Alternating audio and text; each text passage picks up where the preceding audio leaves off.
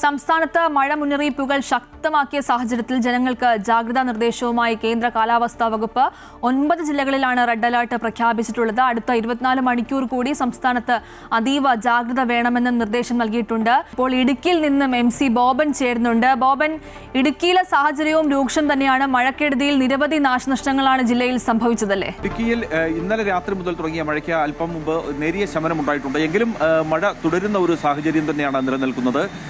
എങ്കിലും ആശങ്കപ്പെടേണ്ട സാഹചര്യമില്ല എന്നാണ് അല്പം മുമ്പ് മന്ത്രി അനൂപ് ജേക്കബ് പറഞ്ഞത്.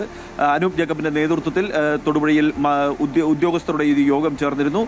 2 ദിവസത്തേക്ക് ഇടുക്കി ജില്ലയിലേക്കുള്ള അനാവശ്യ യാത്രകൾ ആളുകൾ പരിപൂർണമായി ഒഴിവാക്കണം എന്നും മന്ത്രി അഭ്യർത്ഥിച്ചിട്ടുണ്ട്.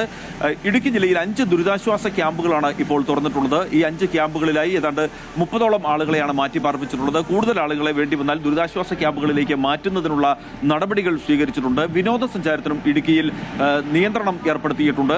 അതുപോലെ തന്നെ കൊട്ടാരക്കര ദിണ്ടുകൽ ദേശീയപാതയിൽ കുട്ടിക്കാനം മുതൽ മുണ്ടക്കയം വരെയുള്ള ഭാഗത്ത് രാത്രി യാത്ര പൂർണ്ണമായും നിരോധിച്ചിട്ടുണ്ട്.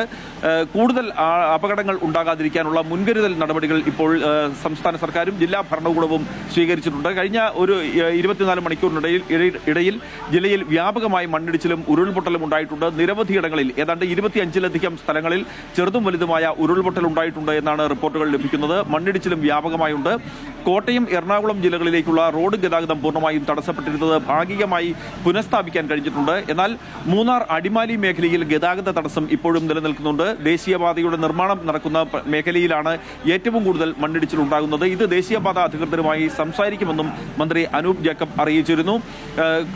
കഴിഞ്ഞ ദിവസം ഇന്നലെ രാത്രിയിലുണ്ടായ മണ്ണിടിച്ചിലിൽ 2 പേരാണ് ഇടുക്കി ജില്ലയിൽ മരിച്ചിട്ടുള്ളത്. നിരവധി പേർക്ക് പരിക്കേറ്റിട്ടുണ്ട്. പരിക്കുപറ്റവർ ആശുപത്രിയിൽ ചികിത്സയിലാണ്. എന്തായാലും കൂടുതൽ ദുരന്തങ്ങൾ ഉണ്ടാകാതിരിക്കാനുള്ള അടിയന്തര മുൻകരുതൽ നടപടികൾ ജില്ലാ ഭരണകൂടം സ്വീകരിച്ചിട്ടുണ്ട്.